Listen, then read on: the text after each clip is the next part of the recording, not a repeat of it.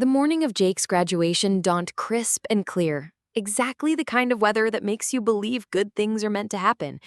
I'd been up since 5, pressing his cap and gown, arranging the flowers I'd picked from our garden, and making sure the camera battery was fully charged. 22 years of marriage had taught me that the big moments required preparation, and our son's college graduation was the biggest moment we'd had in years. David was unusually quiet over breakfast, pushing his legs around his plate while scrolling through his phone. Nervous? I asked, reaching across to squeeze his hand. He looked up, startled, as if he'd forgotten I was there. Just thinking about work, he said, but his smile felt rehearsed. Today is about Jake, though. Our boy's finally done it. I should have recognized the signs then. The way he wouldn't meet my eyes, how he kept checking his phone, the nervous energy that seemed to radiate from him like heat. But I was too caught up in my own excitement, too focused on the pride swelling in my chest every time I thought about watching our son walk across that stage. The drive to the university was filled with comfortable silence, the kind that comes from years of shared experiences. David drove while I checked and rechecked that we had everything: tickets, camera, the special pen Jake had requested for signing programs. In the rearview mirror, I caught David's eyes darting to his phone again. Everything okay?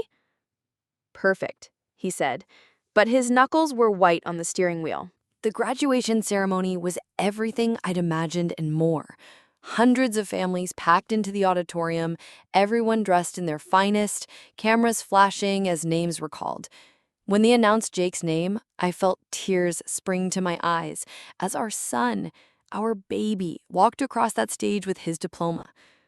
There he is, David whispered, his voice thick with emotion. For a moment, everything felt right with the world. This was what we'd worked for, what we'd sacrificed for. All those late nights helping with homework, all those years of saving for tuition, all those arguments about grades and responsibilities, it had all led to this moment. Jake found us in the crowd afterward, his face glowing with accomplishment. "Mom, Dad," he called out, pushing through the sea of graduates and families. I hugged him so tightly I probably wrinkled his gown, but I didn't care. My boy was officially a college graduate. "I'm so proud of you," I whispered into his ear, and I meant every word. David clapped him on the back, beaming with paternal pride that seemed genuine and complete. We took what felt like 100 photos, Jake with his diploma, Jake with us, Jake with his friends. I was so busy orchestrating the perfect shots that I almost missed it when David's phone buzzed again. He glanced at it quickly, then typed something back. "Work?" I asked. "Just congratulations from the office," he said, but something in his tone made me look more closely. There was a flush to his cheeks that had nothing to do with the warm auditorium. The reception was held in the university's main hall, decorated with the school colors and filled with the buzz of celebration. Jake introduced us to his friends, his professors, his girlfriend, Sarah. We mingled with other parents, sharing stories of our children's accomplishments and commiserating about empty nest syndrome. I was talking to another mother about post-graduation plans when I noticed David had wandered off. I scanned the room, finally spotting him near the windows, and that's when I saw her. She was younger than me, maybe mid-30s, with auburn hair that caught the light and a smile that seemed to illuminate her entire face. She was beautiful in that effortless way that made me suddenly conscious of my own carefully applied makeup and the dress I'd agonized over choosing. But it wasn't her beauty that made my stomach drop. It was the way David was looking at her, the way he leaned in when she spoke, the familiarity in their body language that spoke of shared secrets and inside jokes. I watched as she laughed at something he said, her hand briefly touching his arm. David's face lit up in a way I hadn't seen in months, maybe years. They talked with their heads close together, and I saw him glance around the room before leaning even closer.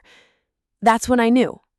Maybe I'd suspected for weeks, maybe months, but in that moment, watching my husband of 22 years whisper to another woman at our son's graduation, I knew with absolute certainty that my marriage was over. I made my way across the room, my legs feeling unsteady beneath me. Other parents continued their conversations around me, but their voices seemed muffled, as if I were underwater. My focus had narrowed to that single point where my husband stood with this woman, their conversation clearly intimate despite the crowd surrounding them. "David," I said when I reached them, my voice sounding strangely calm even to my own ears. He jerked back from her as if he'd been burned, his face flushing deep red. "Oh, hi, honey. This is Rebecca. She's a colleague." Rebecca extended her hand with a smile that didn't quite reach her eyes. "It's so nice to meet you. David's told me so much about you." I shook her hand, noting how soft it was, how her nails were perfectly manicured, while mine were short and practical. "Has he?" I said, my voice still that strange, detached calm. "How wonderful. I'm afraid he's never mentioned you." The silence stretched between us, heavy with unspoken truths. David cleared his throat. "Rebecca works in marketing. We've been collaborating on the Henderson account." "The Henderson account," I repeated slowly. "The one that's been keeping you so busy lately. All those late nights at the office?" Rebecca's smile faltered slightly. "I should probably get going. Congratulations again on Jake's graduation. He must be very proud." She melted back into the crowd, leaving David and me standing alone in a sea of celebrating families. He opened his mouth to speak, but I held up my hand. "Not here. Not at our son's graduation." But the damage was done. I'd seen the way he looked at her, heard the intimacy in their hushed conversation, felt the electricity between them that had been missing from our marriage for longer than I cared to admit. The drive home was silent except for the hum of the engine and the occasional comment from Jake, who chattered happily in the back seat about his plans for the summer. I responded automatically, my mind spinning as I tried to process what I'd witnessed. 22 years of marriage. We'd built a life together, raised a son, weathered the storms that every long-term relationship faces. There had been difficult times, David's job stress, my mother's illness, the financial strain of college tuition, but we'd always worked through them together. Or so I'd thought. I stole glances at David as he drove, studying the profile I'd known and loved for over 2 decades. When had the distance between us grown so wide? When had we stopped really seeing each other? When had he decided that what we had wasn't enough? "Mom, did you hear me?" Jake's voice cut through my thoughts. "Sorry, honey, what did you say?" "I asked if you and Dad want to go to dinner tomorrow night. Sarah's parents are in town, and we thought we could all meet." I looked at David, who was staring straight ahead at the road. "That sounds lovely," I said, though I wondered if we'd still be living in the same house by tomorrow night. When we pulled into our driveway, the house looked exactly the same as it had that morning, but everything felt different. The garden I'd tended so carefully looked smaller somehow. The windows seemed to stare back at me like vacant eyes, and the front door felt like a barrier rather than a welcome. "I'm exhausted," Jake announced, stretching as he got out of the car. "I think I'm gonna crash. Thanks for everything today. It meant a lot having you both there." He hugged us both, and I held on perhaps a second longer than necessary, breathing in the familiar scent of my son and trying to memorize the feeling of our family still intact. After Jake went to bed, David and I sat in our living room, the silence between us heavier than it had ever been. He was pretending to read a magazine, but I could see his hands shaking slightly as he turned the pages. "How long?" I asked finally. He looked up and I saw something like relief flicker across his face. "What do you mean?" "Don't." My voice was sharper than I intended. "Don't insult me by pretending you don't know what I'm talking about. How long have you been seeing her?" He set down the magazine and rubbed his face with both hands. "Sarah, it's Rebecca, isn't it? The colleague you've never mentioned in 22 years of marriage? It's not what you think." "It's exactly what I think. I saw the way you looked at her. I saw the way she looked at you. I saw you whispering to her at our son's graduation, David. Our son's graduation. The words hung in the air between us like a challenge. David slumped forward in his chair, suddenly looking older than his 53 years. It started 6 months ago. It wasn't supposed to happen. We were working late and she was going through a divorce, and I was feeling, I don't know, forgotten, invisible. Invisible? The word came out as a bitter laugh. You felt invisible. What about me, David? What about our marriage? What about the life we built together? I know how it sounds. No, you don't. You have no idea how it sounds. You have no idea what it feels like to discover that your husband of 22 years has been living a lie for 6 months. 6 months, David. Half a year of looking me in the eye and kissing me goodnight and pretending everything was normal. Tears were streaming down my face now, but I didn't care. You brought her into our son's graduation. You whispered to your mistress at the most important day of our family's life. She's not my mistress, he said weakly. Then what is she? What do you call a woman you're having an affair with if not your mistress? The silence stretched between us again, and I knew that whatever came next would change everything forever. I didn't sleep that night. Instead, I lay in our bed, the bed we'd shared for over 2 decades, and stared at the ceiling while David tossed and turned beside me. Every few minutes, I'd glance at the clock, watching the hours tick by until dawn. At 4:30 a.m., I got up and began packing. I moved quietly through the house, gathering clothes and toiletries, my important documents, the few pieces of jewelry that had belonged to my mother. I packed methodically, without emotion, as if I were preparing for a business trip rather than dismantling my life. David found me in the kitchen at 7 a.m., my suitcases by the door, car keys in my hand. "Sarah, please," he said, his voice hoarse. "Can't we talk about this? Can't we try to work through it?" I looked at him, really looked at him, and saw a stranger wearing my husband's face. "There's nothing to work through, David. You made your choice 6 months ago. I'll end it. I'll never see her again. We can go to counseling. You whispered to her at our son's graduation. That's not something you work through. That's something you live with." I picked up my suitcases and headed for the door. "I'll be at my sister's. My lawyer will be in touch. Sarah, please." I turned back to him one last time. "Tell Jake I love him. Tell him this has nothing to do with him, that I'm proud of him, and that I'll call him tonight." "Where are you going?" "I'm going to build a life where I don't feel invisible." I walked out the door into the morning sunlight, leaving behind 22 years of marriage, a house full of memories, and a man who had chosen someone else over the life we'd built together. As I drove away, I didn't look back. There was nothing left to see. The graduation ceremony had been perfect. The marriage was over, and for the first time in months, I felt like I could breathe again. Some endings, I realized, are actually beginnings in disguise. This was mine. I never thought I'd be grateful for betrayal, but sitting in my new apartment overlooking the city, watching the sunset paint the sky in shades of gold and crimson, I felt something I hadn't experienced in years. Peace. The divorce was finalized last month. Jake visits every Sunday, and we're closer now than we've been since he was a child. He understands my decision, even respects it. "You deserve better, Mom," he told me, and hearing those words from my son meant everything. I started painting again, something I'd abandoned years ago when life got busy with marriage and motherhood. My small studio is filled with canvases that burst with color and life, each one a testament to the woman I'm becoming rather than the woman I was. David calls sometimes, usually late at night when loneliness creeps in. I don't answer. Rebecca, I heard through mutual friends, left him 3 months ago.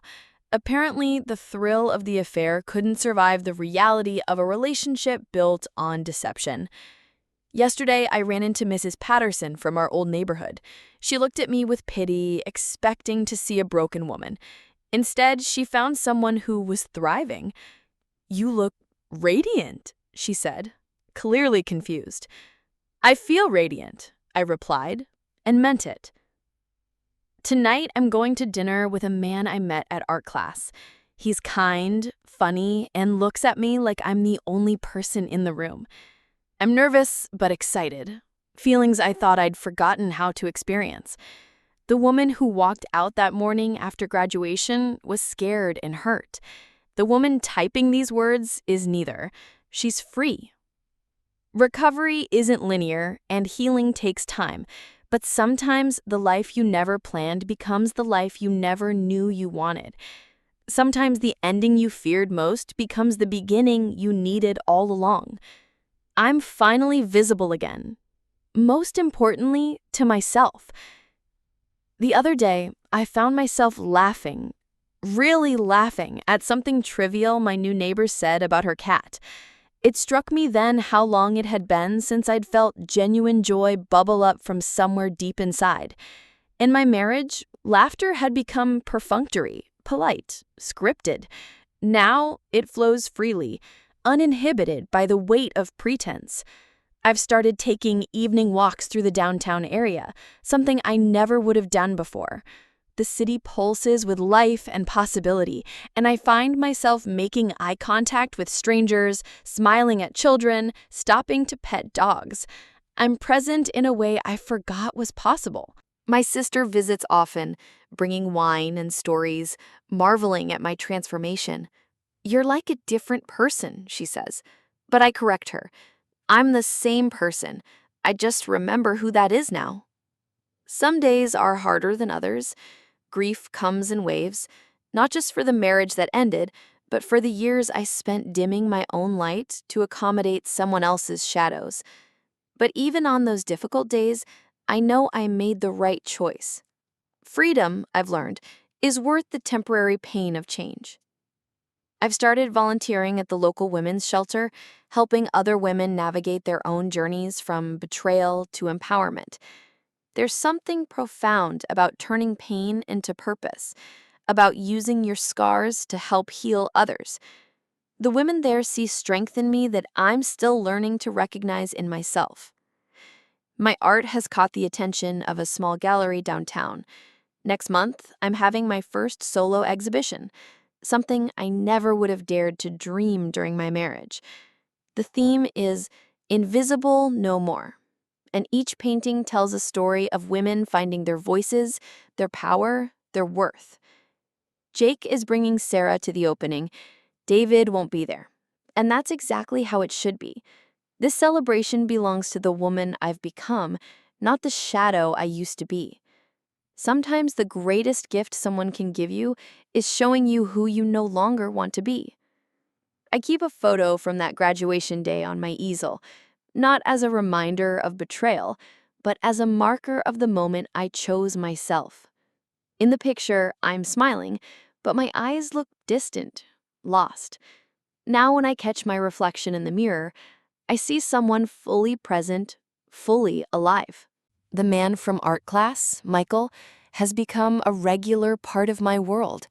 He doesn't try to fix me or complete me. He simply appreciates me as I am. "You're incandescent," he told me last week, and I actually believed him. After decades of feeling invisible, being truly seen is intoxicating. Tomorrow marks 1 year since I walked out of that house. I'm planning a small celebration, not of the end of my marriage, but of the beginning of my authentic life. I'm inviting the women from the shelter, my sister, Jake, and yes, Michael too. We'll toast to second chances and the courage to claim them. As I write these final words, the sun is setting over the city, painting my apartment in warm amber light. My easel holds a new canvas, a woman standing at the edge of a cliff, not in despair, but in triumph, her arms spread wide to embrace the sky. It's me, or rather, who I've become. The old Sarah would have been terrified of that cliff, of the unknown stretching beyond. This Sarah knows that sometimes you have to jump to discover you can fly. The betrayal that shattered my world also freed me from a cage I didn't even know I was in. I close my journal and prepare for tomorrow's celebration. 23 years ago, I promised to love someone until death do us part. I kept that promise until the day I realized the person dying was me. Now I've made a new vow to love myself fiercely, completely, and without apology. This promise I intend to keep forever. If this story shocked you, just wait for what's next. Leave a comment, share it with someone who needs to hear this, and of course, subscribe and hit the bell so you don't miss a single notification.